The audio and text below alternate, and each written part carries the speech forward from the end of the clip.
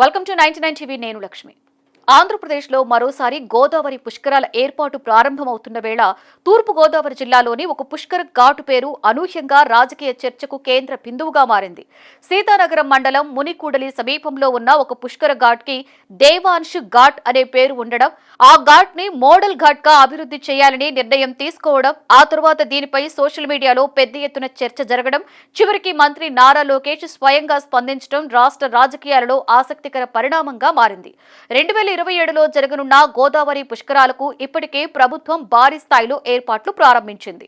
June 26 నుండి July 7 వరకు 12 రోజుల పాటు జరగనున్న ఈ మహా పుష్కరాలకు లక్షలాది మంది భక్తులు తరలివచ్చే అవకాశం ఉండడంతో ఘాట్ల అభివృద్ధి, రహదారులు, పారిశుద్ధ్య సదుపాయాలు, భక్తుల వసతి వంటి అంశాలపై అధికారులు ప్రత్యేకమైన దృష్టి సారిస్తున్నారు. ఈ క్రమంలో తూర్పు గోదావరి జిల్లా సీతానగరం మండలంలోని మునికూడలి ప్రాంతంలో ఉన్న ఒక ఘాట్ ని ప్రత్యేకంగా అభివృద్ధి చేయాలని నిర్ణయించారు. ఈ విషయాన్ని రాజానగరం ఎమ్మెల్యే బత్తుల బలరామకృష్ణ మీడియాతో మాట్లాడుతూ వెల్లడించారు.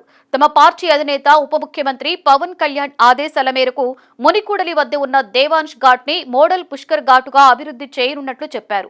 ఈ అభివృద్ధి పనుల కోసం దాదాపుగా ₹1 కోటి వ్యయమవుతుందని, త్వరలోనే పనులు ప్రారంభమవుతాయని వెల్లడించారు. అయితే ఈ ప్రకటన వెలువడిన వెంటనే సోషల్ మీడియాలో చర్చ మొదలైంది. గోదావరి తీరంలో ఉన్న ఒక పుష్కర ఘాట్ కి ముఖ్యమంత్రి చంద్రబాబు నాయుడు మనవడు, మంత్రి నారా లోకేష్ కుమారుడు దేవాంశ్ పేరు ఎందుకు పెట్టారనే ప్రశ్నలు వినిపించాయి. ప్రభుత్వ కార్యక్రమాలు, ప్రజా ఆస్తులకు రాజకీయ నాయకుల కుటుంబ సభ్యుల పేర్లు పెట్టడం సరైనదేనా అనే వాదోపవాదాలు కూడా స్టార్ట్ అయ్యాయి. సోషల్ మీడియాలో ఈ అంశం వేగంగా వైరల్ కావడంతో మంత్రి నారా లోకేష్ స్పందించారు. తన కుమారుడు దేవాంశ్ పేరు ఏ ఘాట్ కి కూడా పెట్టకూడదని అధికారులకు స్పష్టమైన ఆదేశాలు జారీ చేసినట్లు సామాజిక మాధ్యమం ఎక్స్ లో పోస్ట్ పెట్టారు. ప్రజాస్థలాలకు తన కుమారుడి పేరు పెట్టడం తాను సమర్థించనని ఆయన సంకేతాలు కూడా ఇచ్చారు. దీంతో ఈ వివాదం మరింత చర్చనీయాంశమైంది. అయితే కథ ఇక్కడతో ఆగలేదు. దేవాంశ్ ఘాట్ అనే పేరు ఇప్పుడే పెట్టింది కాదని, చాలా కాలం నుండి అదే పేరుతో ఆ ఘాటు గుర్తింపు పొందుతోందని స్థానిక అధికారులు, ప్రజా ప్రతినిధులు స్పష్టం చేశారు. ఈ అంశంపై స్పందించిన రాజానగరం ఎమ్మెల్యే బత్తుల బలరామకృష్ణ ఘాట్ కి దేవాంశ్ పేరు కొత్తగా పెట్టలేదని, ఇప్పటికే ఆ పేరుతోనే ప్రజల్లో గుర్తింపు ఉందని చెప్పారు. తాము కేవలం ఆ ఘాట్ ని అభివృద్ధి చేయాలనే నిర్ణయం తీసుకున్నామని, పేరు విషయంలో ఎలాంటి కొత్త నిర్ణయం తీసుకోలేదని వివరించారు. మునికూడలి ప్రాంతం అత్యంత పవిత్రమైన క్షేత్రమని, అక్కడ పుణ్యనదుల సంగమం ఉండడం వల్ల భక్తులకు మెరుగైన సదుపాయాలు కల్పించడమే తమ ఉద్దేశమని పేర్కొన్నారు. ఈ వివాదంపై మరింత స్పష్టత ఇస్తూ రాజమహేంద్రవరం రెవెన్యూ డివిజనల్ అధికారి శివరాం కూడా స్పందించారు. 2015లో జరిగిన గోదావరి పుష్కరాల సమయంలోనే ఆ ఘాట్ కి దేవాంశ్ పేరు పెట్టినట్లుగా ఆయన వెల్లడించారు. అప్పటి నుండి అదే పేరు కొనసాగుతుందని చెప్పారు. ప్రస్తుతం ప్రభుత్వం తీసుకున్న నిర్ణయం పేరు మార్చడం కాదని, ఇప్పటికే ఉన్న ఘాట్ ని మోడల్ ఘాట్ గా అభివృద్ధి చేయడమేనని వివరించారు. దీంతో అసలు వివాదానికి మరో కోణం వెలుగులోకి వచ్చింది. ప్రస్తుతం చర్చకు కారణమైన పేరు దాదాపుగా 12 సంవత్సరాల క్రితమే ఏర్పడిందని, ఇప్పుడు కొత్తగా నామకరణం చేయలేదని అధికారిక వర్గాలు చెబుతున్నాయి. అయితే సోషల్ మీడియాలో వైరల్ అయిన సమాచారం వల్ల ఇది కొత్తగా పెట్టిన పేరుగా చాలా మంది భావించడంతో వివాదం చెలరేగింది.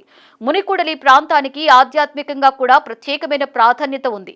గోదావరి నది పరివాహక ప్రాంతంలో ఉన్న ఈ ప్రాంతం పుష్కరాల సమయంలో లక్షలాది మంది భక్తులతో కిటకిటలాడుతోంది. అందువల్ల ఈ ప్రాంతాన్ని మోడల్ ఘాట్ గా తీర్చిదిద్దాలనే ఆలోచనకు ప్రభుత్వం ప్రాధాన్యత ఇస్తోంది. భక్తులకు సౌకర్యవంతమైన మెట్లు, విశ్రాంతి ప్రాంతాలు, త్రాగునీటి సదుపాయాలు, పారిశుద్ధ్య నిర్వహణ, భద్రతా ఏర్పాట్లు వంటి అంశాలపై ప్రత్యేక దృష్టి పెట్టాలని అధికారులు భావిస్తున్నారు. ఇక రాజకీయంగా చూస్తే ఒక సాధారణ అభివృద్ధి కార్యక్రమం కూడా ఎలా పెద్ద చర్చకు దారితీస్తుందో ఈ ఘటన మరొకసారి చూపించింది.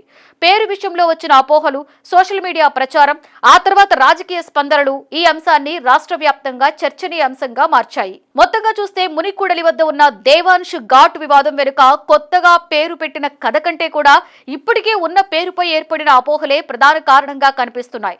2027 గోదావరి పుష్కరాలకి ముందు ఈ ఘాట్ ని మోడల్ ఘాట్ గా అభివృద్ధి చేయాలనే ప్రభుత్వ నిర్ణయం ఇప్పుడు చర్చకు కేంద్ర బిందువుగా మారింది. అయితే పేరు చుట్టూ ఏర్పడిన వివాదం కంటే పుష్కరాలకు వచ్చే లక్షలాది మంది భక్తులకు మెరుగైన సదుపాయాలు కల్పించడంపైనే అధికార యంత్రాంగం దృష్టి కేంద్రీకృతమై ఉందని స్పష్టమవుతోంది.